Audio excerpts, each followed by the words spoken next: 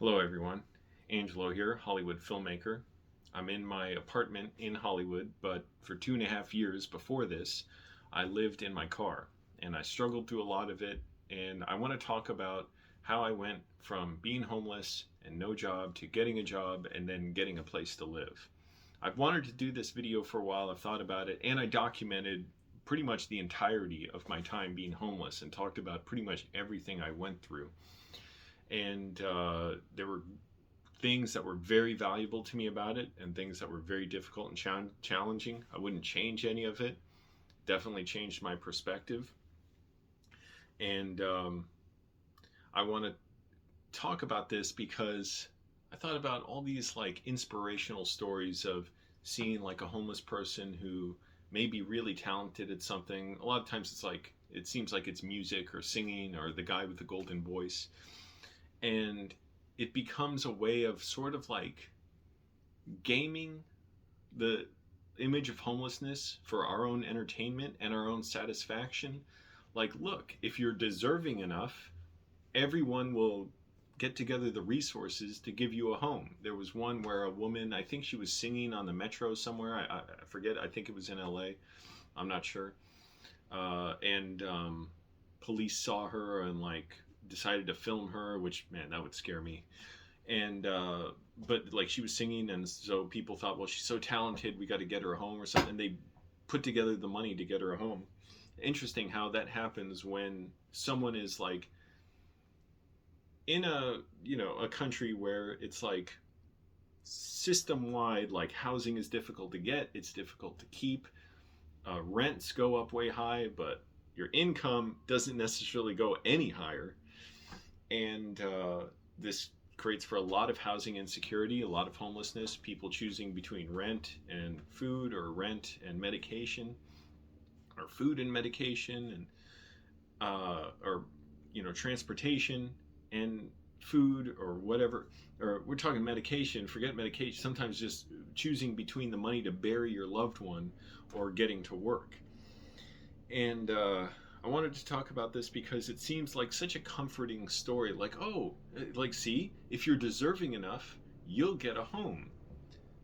That's not really like how it worked out for me in a way. And it's not like being homeless was just a curse. Like, I had to do it, but I also wanted to do it in a way. And I won't get into all that. But basically, I needed to get out of this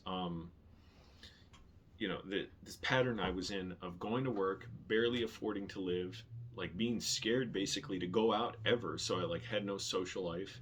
I was too comfortable, and like trying to be a filmmaker, making videos almost every day. Like I literally made like over 2,000 videos on my channel now, and a lot of those I made before I went homeless.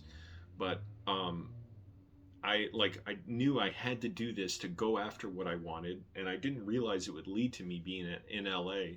But like, yes, I worked hard at this, but I also like had a very, very like small like slingshot like opportunity, like this one opportunity, like squeeze through, or that was a weird sound, like fit through this narrow like door of opportunity that I had, that like if I hadn't worked for years and years and years before it, I wouldn't have gotten it, and I wouldn't have this apartment, and things would be different. And I would just be going through it, doing what I do, but it got very difficult at times.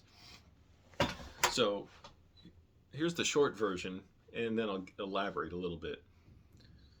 And you can look back at my old videos. Just seriously look, see how I lived. Like, it's not surprises me, but it's kind of like, well, it's interesting to me to see like how I lived. Like, yeah, I showered on the street with water bottles for like 7 months, and a little more than that, because I started showering at a mission in the afternoon when I had a warehouse job. But basically, I got through about, I don't know. I'm not going to make you wait here while I work out the calendar dates, but roughly 2 years. And actually, that is pretty accurate, I think. But 2 years of living in my car. I did work for the first like 5 months of it at my bar job, and eventually my ears were hurting so much. It may have been from using my headphones at the library, but I was worried it was the sound of the bar was hurting my ears too much. I couldn't take it.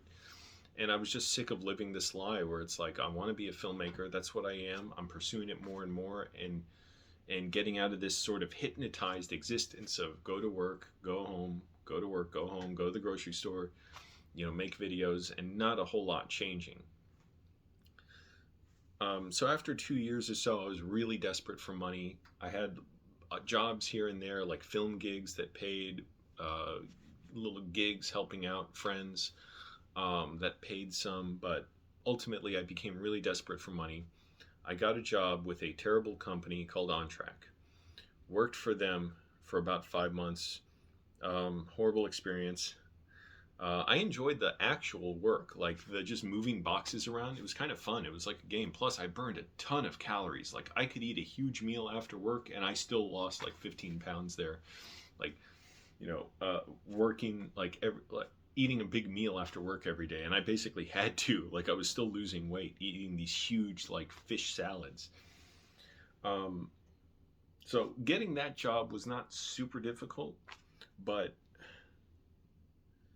uh, again, I'll go through the quick version first, and then the more longer version, which shows like it's not just like, oh, get a job and you'll work. I swear, there's people who are so misinformed and so uninformed on this. They think, well, if you just get a job, like you'll have a place to live.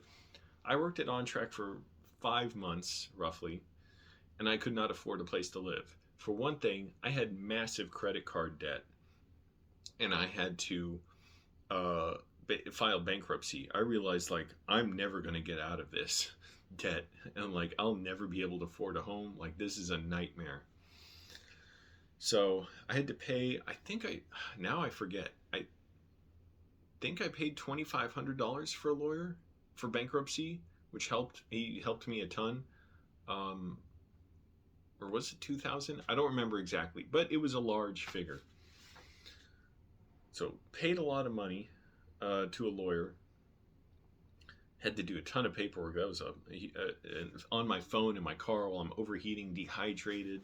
But anyways, got through it for 5 months, and I couldn't afford a place, and I was really not liking it there. And the manager, one of them, was a real bully, and they were not enforcing COVID safety.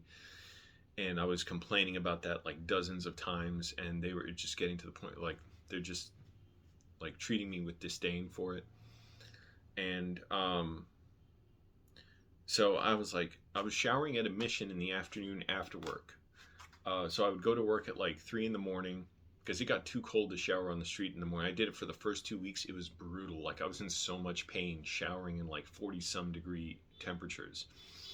So after, I guess it was like 5 months there, and I knew this was a long shot because I'm like, what other job skills do I have? Yeah, video editing and stuff, but I don't have the skills necessary for, even though I could learn it very quickly, people don't want to train you. So it's like, you're not going to have the opportunity, or they don't have anyone to train you if you're an editor, which, understandable. And, and even then, if I got like a video editor job or something, it's like, how long would that last? Would it be a steady gig or not? So I was showering at this mission in the afternoon, and after work, I would do that. I was doing that for a few months, and I talked to one of the people there, and I thought this is going to be a dead end, but I'll try it anyways. I said, hey, I'm looking for a job, a better job. Like, what could I get? And at the time, all I was thinking was just something else, like some kind of, manual labor job. And one guy there said, try this app, this temp agency app called Adecco. And by this point, like I had already filed for bankruptcy. I'm pretty sure I had already did the filing, but it was months later where I actually discharged my debts. Like it takes time for the court or whoever to process it. So I looked up Adecco. I got it on my phone. I'm like, this is going to be a long shot. Probably not going to get anything. I went into the office where they have a job seeking office several times, looking for work at like film companies for the most part, and some manual labor jobs. And they were on their computer. And by the way, keep in mind, I couldn't look on my computer anymore because the libraries were closed due to the pandemic. This was early 2021. and I could look on my phone, so I could still do it. But it's more convenient. You know how it is if you're applying for jobs. Some places to apply, it's really complicated. But I was going there several times to, like, for them to help me put in my applications for work. But on this Adecco app, I found the job that I eventually did get. I saw this thing. It was at a film company. It was some kind of. It sounded like maybe audio work. I wasn't quite clear what it was. It made it clear, basically, like audio, like archive, like film archive, and it would sort of be like part shipping office, part archive work. And I'm like, well, I don't know, would I be restoring audio or what? But I'm like, well, I really honestly thought it was a long shot. Like, I probably will not get this, but I applied. I think like 6 weeks later or something, the Adecco rep got to me and said they're interested in hearing more from me. So something like it went.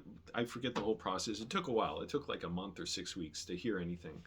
I'm like, oh, that's surprising.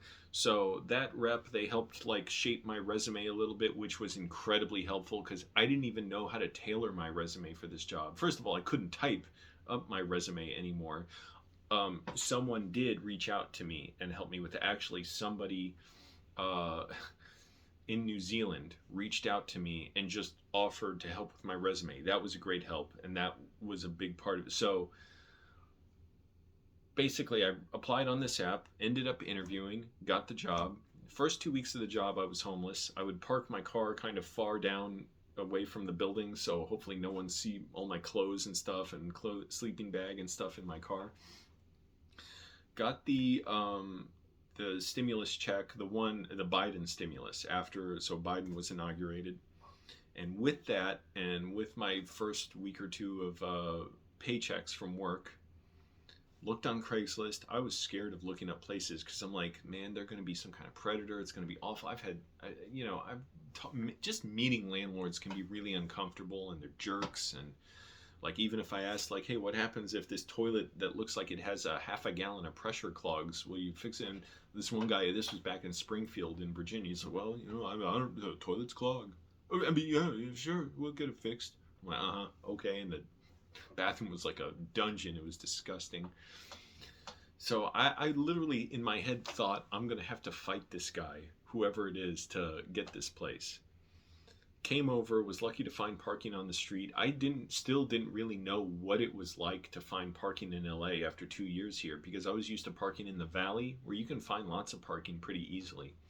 And now we're in Hollywood here, or Hollywood / Koreatown. Like, they're both kind of neighborhoods that border each other. And I decided, okay, saw this room, saw the price, saw that I'd have like $70 left over. The guy won me over. He was really cool. He seemed really genuine. I'm like, okay. Like, I didn't mean I trusted him with anything. Just like, okay, I'm just going by what I see today. And I signed the lease. And even though it wasn't really a lease, it was just like for him and me, just to say I agreed to live here. Like, if I moved out later, he would have been cool with it. And he came by later that night with food from a taco truck for me. Like, it was real nice. And yeah, so then I had a home, even though for months I was terrified I'd be fired from my job. And for months I wanted to go homeless again a lot of times. Like, I was like, I can't take it.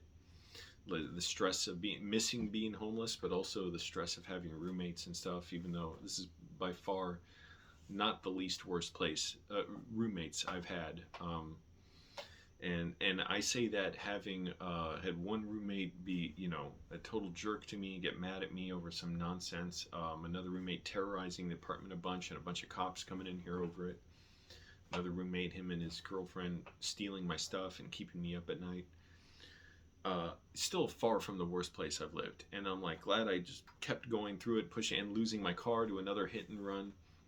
But anyways, like I said, glad I went through it all and pushed through it all and learned to keep, like, okay, you can't just run off and just go homeless again and run from everything. And so it was a good challenge for me. So that was actually a long story, but that's the short story. Short version of it is basically I got one job for 5 months, got another job, got the Biden stimulus, got a bankruptcy and was able to afford this place, and I had to sublease it from another guy. I can't even afford like an actual, well, I guess I could technically afford an actual room, but I got lucky. The first place I visited ended up being super cool. It's a beautiful place, as you can see from the thumbnail. And my roommates do like keep it relatively clean, like they don't trash it as much as they used to, and even then they didn't trash it that much, so I'm impressed. Like living in Annandale, it's like it's just, on top of living in like a horribly depressing city, I was living in a horribly depressing house with horribly depressing roommates who just trashed the place. Like the dumbest like messes they would make. Like, how did you even do that, you moron? So, anyways, that's a short version. I got a job for 5 months, still homeless. Got another job for 2 weeks. Got the Biden stimulus. Looked on Craigslist on my phone. Rented a place. So I know that was long, but there's a reason I said, okay, it's going to be even longer this time. Here's how it really worked, how I got the job. Because how did I just get a job that I thought I wasn't even qualified for? It asked for college graduate. I'm not a college graduate.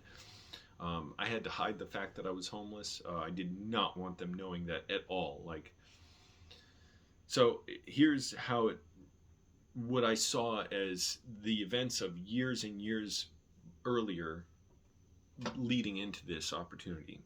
Since 2009, I've had a YouTube channel.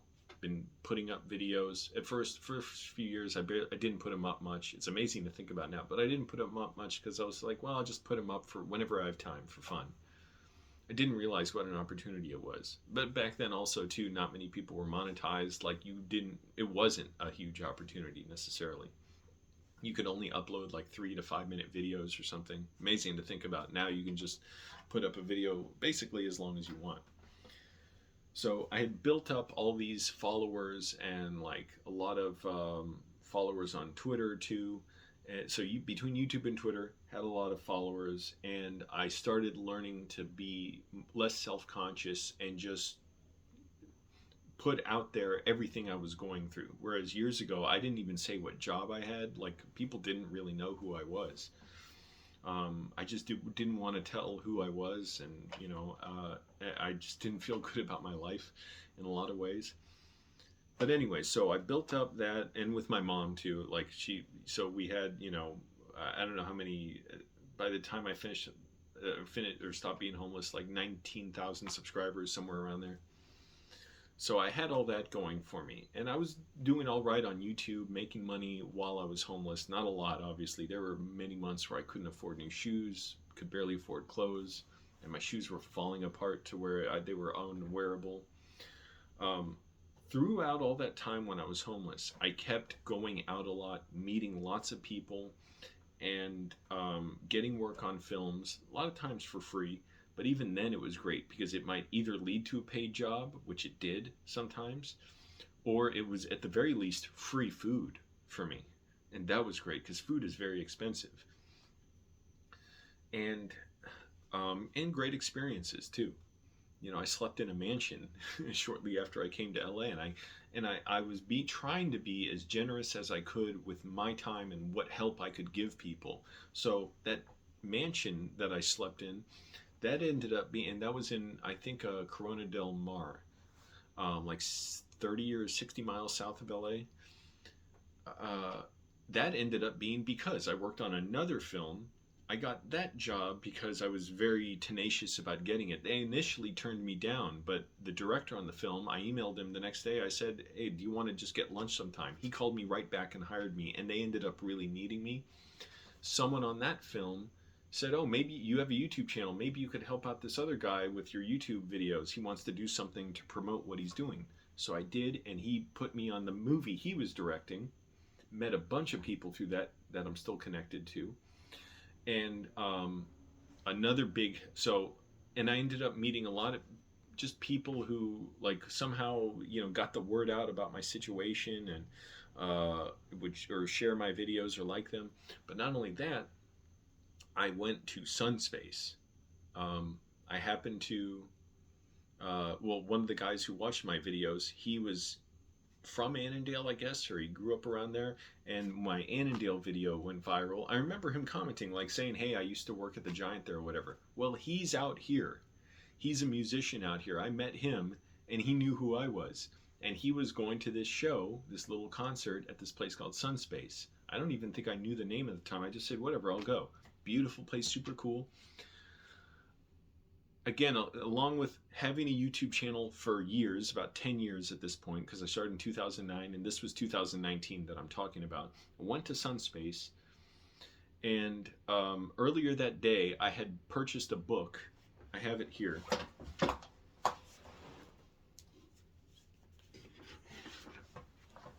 My Findings by Stu Cranstons. This is a guy on a YouTube channel who plays lots of characters. Stu Cranstons is one of them. Not even the most popular character, but the most popular one is probably Steve Clymer with the Flex Trek Whipsnake, Flex Trek Augmention, this backpack that's like 30 feet high that goes off this guy's back, and he would make these fake commercials for him. I was a huge fan of this channel. It was called Dr. O'Dub. Weird name, but I know my channel's got a weird name too. I'm not saying that's a bad thing. I was a huge fan for years. Didn't know the guys who ran this. It's like 2 guys. I'm like, well, why do you need 2 guys to run the channel? I didn't understand it. But I had reached out to one of the guys who ran the channel years ago, Owen Rhodes. Wait, now I haven't looked at his name for a while. No, Owen Rose. And he responded back. He said, yeah, thank you. That was years ago. I went to Sunspace. I see the guy there who's working Sunspace. Earlier that day, I was watching his videos and I realized he had a book, and I bought this book. I see this man there, and I said, hey, you're Stu Cranstons. And I said, I bought your book earlier today. And it was not a super popular book, I'm sure. He just put it out for fun or whatever. He's like, oh, really? For whatever reason, I don't know if maybe my order didn't go through or what, but I told him I bought his book earlier that day. I wanted to know what he was doing. He just reached down and gave me this copy of the book, and I never even received the other one. I don't know what happened. Hey, but whatever, it worked out. Maybe he knew because he personally fulfilled orders, and he's like, well, this guy bought a book, so I'll just hand it to him right now. Ended up becoming friends with him, going back to Sunspace every week. And when the pandemic hit, no, even before the pandemic, I think he hired me to do some video shooting for him. And at the time I was disabled, and I was disabled from a dissociative disorder, and I was talking about that. I was very scared that I wouldn't be able to take care of myself, because before that happened, where I just couldn't take care of myself for 9 months when I was 27. I'm 36 now. But basically, through him and through a lot of the generous people there, they helped me. Like, when my car got destroyed, at least one person there donated $100 to me. Noel, that's his real name, Noel Rhodes.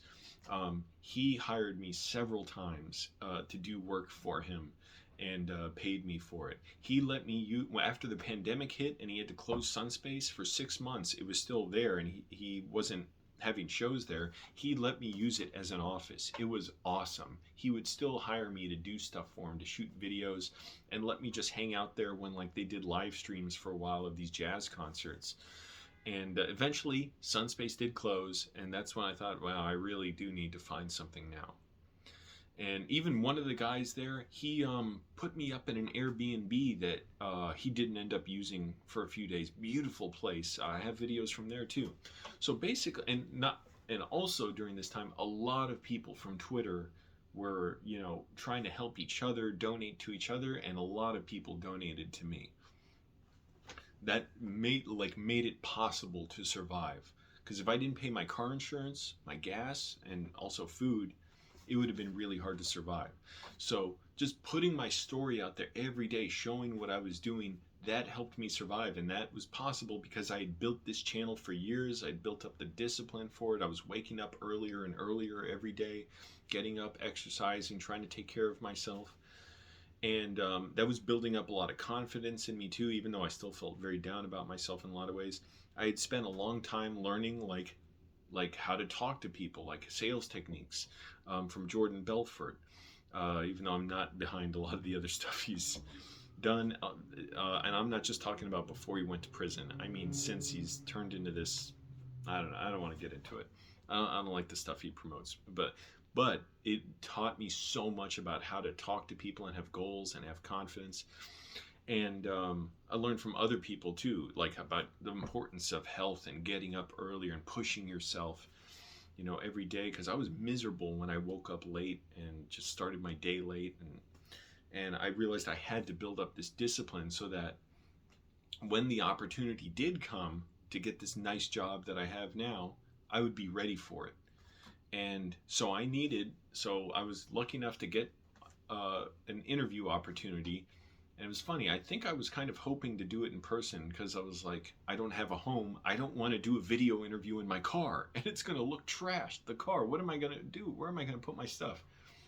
So first of all, the guy who put me up in the Airbnb from Sunspace, he let me use a room in his house to do the first interview. Then there was a second interview. He couldn't do it. I was posting everywhere, asking people like, can I, use your home? Fortunately, people shared it, and one person around here offered to let me use their home to do the second interview. Did the second interview, and I thought I did really well at both interviews because I was just confident, good at listening. I wasn't paying any attention to the fact that I was homeless, or it's not even an issue. I'm like, good. Like, I built up this discipline every day to where this just seems like, oh yeah, of course I'm going to get this. And I always kind of knew I would get the job because I knew I would interview better than anyone. And I kind of knew like I would get it, even though, yeah, I didn't absolutely know, but I did know. And keep in mind, again, this is after 5 months of working in a warehouse at 3 in the morning. It varied, 2:30 in the morning. Sometimes it went that early to 4 in the morning. It would start at the latest. And so once I knew I was ready. I knew how to talk to them. I wasn't like trying to be full of myself or anything, which if I don't work hard enough, it's easy to get that way. And the bad thing is when I get full of myself, I get really anxious because all I am is focused on myself and my own problems and how I come across. But if I'm working, if I'm trying to build up myself and be active, then I feel much better and was a much better fit. Ended up getting the job. It was a very steep learning curve. Like after the first week at the job, I was like, holy crap, how am I ever going to learn all this? It is a hugely complicated job. And I'm coming off the street basically. Like I'm worried people are going to think I'm some wild street man or something. Like I'm not used to emailing coworkers and the etiquette of the workplace and like, what do you say, this situation, that, like, you're working so close to people, like, I don't know the politics of it, like, I don't mean as far as, like, saying anything out of line, but, like, going, like, saying something dark or inappropriate, but I mean, like, just the, like, what's the proper level of how do you ask for something, or how do you, just let someone know you need some help or whatever. Like, I didn't know any of that. Like, I was in over my head, and that's on top of like I'm having to learn like 150 different tasks and procedures and how to ship stuff and how to categorize stuff and where to shelve stuff and how to check for incoming requests and how to ask for information, tons of stuff. I'm like, how am I ever going to learn this? But I knew, just keep going through it. And it amazes me now that I know this stuff. I can do my job like it's fluent, even though it still gives me curveballs. So by then, it was getting more complicated. Like, I wanted a challenge when I was being homeless. Like, I just felt like I needed it. I needed to push myself. I was too comfortable where I lived before that. Like, comfortable and miserable. And it got to the point about 2 weeks into working a full-time job, I'm like, now the bigger challenge, I would be able to do more work instead of, like, I was able to do more work while homeless. Now it's like, in order to accomplish more, I have to get a home. And I was like, that's the right reason to get a home for me, even though I think everybody should be able to have a home. But for me, it was like I knew I needed to push myself and go through that situation. And once I realized, like, okay, like, in order to do more work, in order to continue my screenwriting and make videos and go to work, because it was getting complicated, like working full time and driving from Hollywood back to the valley and showering in the morning before work.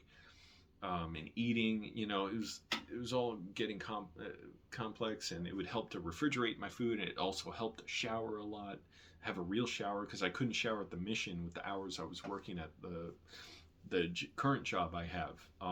The mission wasn't open like before work or after work. So I realized, okay, now is a good time to get a place, even though before that I had always wondered, like, how will I ever afford a place here? And how will I not be miserable with roommates and with a landlord and with getting a crappy place to live and all that? Found this place on Craigslist again, thinking in my head, I'm going to have to fight this guy to get a place. I don't know why. Like, I just assumed the landlord's going to be a miserable jerk. He ended up being a super cool guy about my age, like artist, like kind of this hipster, you know, like just really like almost like cool to a fault, like too calm when I'm like, dude, you got to take this stuff seriously. What's going on? He's like, yeah, all right. But not like he didn't care, but just like, yeah, man, like definitely. But he ended up being just this wacky character to me, and it ended up working out. And I'm glad I put myself through the patience of trying to live with other people and do this. And I'm sure I'll get to a point where it's like, oh, I need to live by myself. But even with making more money than I ever have in my life now, I still try and live very frugally but also get what I need. So this desk here, you can barely see it, but did cost a bit. And you know, finally have some clothes. Oh, you can barely see them right there. And this little dresser, you can't even see that. But basically getting furniture. So that's how it worked out. So that's why, like, I wanted to tell this story, because getting a job does not equal getting a home. I had to work for 5 months. I worked constantly, even when I didn't have a full-time job, making videos, writing, filing for bankruptcy. I worked another job at the bar for another 5 months after I moved into my car. And I'm really glad I moved into my car and stuff, and I gained so much resiliency and learned so much while I lived in my car. And also learned too, like, just how ridiculous it is to say, like, oh, you just need to get a job. How do you get a job if you don't have a place to shower, you don't have clean clothes, you can't get good shoes, you don't have a place, an address, you don't have a place to receive mail, you don't have a place to interview? I was able to work out all that stuff like very piecemeal. Like, somebody let me use their address for my mail, and then with that I could have my bills, you know, sent there, and then I could rent a mailbox and use that as my address, and barely afford the mailbox, and had to keep putting out videos and stuff, which I was glad to. But I don't want to be, I don't even want to say it like, oh, I don't want to be that desperate again, because that to me is weakness, saying, oh, I don't want to be that bad. Like, I'll get through whatever, you know, I'll get through anything, and I'm very glad I went through that. That said, you know, people thinking like, oh, you just get a job, get a home. That was not what happened to me. How would I have just gotten a job? I could have worked at that warehouse at that horrible company on track for another year and probably not been able to afford a place, and then been miserable and struggling, and like, I would have gotten through it, but man, it's not even worth it. Like, that's the thing. That's why, part of why I went homeless. It's like, it's not even worth it to like work a terrible job, to barely survive, to barely afford a room that you can't even really relax in much, and you got roommates, and you know, they may be disrespectful, and you're basically trapped. So it wasn't just get a job. It was, for me, build a YouTube channel for 10 years, learn all these skills of, like, you know, discipline, of how to talk to people and influence, go out, meet hundreds, if not thousands of people. When the pandemic hit, learn how to shower in the street, you know, like, have connections so that when I needed help, when I needed money, people were willing to donate to me to survive. I was still putting out videos on YouTube. And I just wanted to keep like push myself harder and harder, to where when this job opportunity came, I felt like, oh, I can just accept it. It's not going to be like something that saves me. It just, like, I can look at all these years of work I've done, and know that this is just the next step. Like, I'll be ready for it. And when I got the interviews, like I said, I knew I pretty much got it. And actually, after I got the job, my boss told me, or one of my bosses said, yeah, the other person who interviewed you and this wasn't bad at all saying this to me. Like the other person, like it was close, and the other person who interviewed me, my other boss, actually wanted. No, no, no. I think the boss who was talking to me said that they wanted another person, but the other boss who interviewed me, just I barely edged out the person the other boss wanted. So I had two bosses who both wanted different people, but it was very close, and the one boss won out and picked me. And even that, it was like that much difference made all the difference. And it was because like I knew like I would do every little thing to get every little like, advantage I could, meaning learning how to speak well. Knew how to shave in my car and keep clean and stuff. By the way, a horrible thing about having to spend money living in your car to keep clean, razors wear out so much faster when you don't have a faucet to run the sink under. So I would shave, but I would use a water bottle and squirt the water out of the nozzle to try and clean the razor. It never got it as clean as the sink. And I was like, what the hell? Like, I thought these razors are lasting like 4 days before they're unusable. Well, now that I have a sink, they last for like 3 weeks because I can rinse them and dry them properly. You should dry your razors. Blow on them and then wipe them on the wipe with the blade so it's not cutting the towel on my towel so they dry out. But stuff like that, it gets so expensive when you're living in, or when you're living on the street. I was going to say when you're living in your car, but if you're living on the street too, same thing. So I build up all those skills and that resiliency over the years. So when you're saying, if you think get a job is the answer, what you really mean is work a lot for 10 years to get the skills and everything you need, and hope you don't have bad health, and hope, for instance, when a car crashed into me when I was sleeping in my car one night, it doesn't disable me or kill me. I was like out of work for a month after that. I couldn't like pick up heavy objects, not even heavy objects, light objects. Hope, stuff like that. Nothing disastrous happens. And then when I got disabled again with depersonalization, derealization disorder, I was like bad. Like I couldn't get film jobs for a while. I couldn't even look at my computer. I was so sick. It's a dissociative disorder. I'm way better now. I still always have lingering like effects of it, but I have to do things to be well. Like stay active, get up early, eat right, all that. Stay active in screenwriting, which I love. It's almost like I have to do this thing that I love in order to be well. Great. And then you might barely get a home if you can shower, in the street, and be presentable at work, and then get the stimulus bill from the government. It was like, I guess, the third stimulus by that point. There were 2 under Trump, I think, and then 1 under Biden.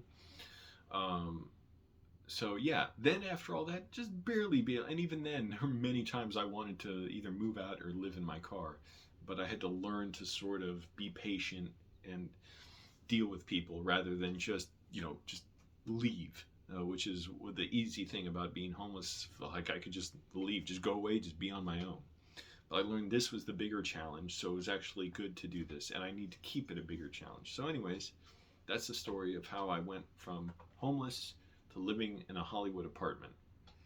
Like, subscribe, all that stuff, and try and keep making more videos. I'm very busy with screenwriting. I actually have a screenwriting class today. And at some point, try and get my mom out to LA and film with her. All right, bye.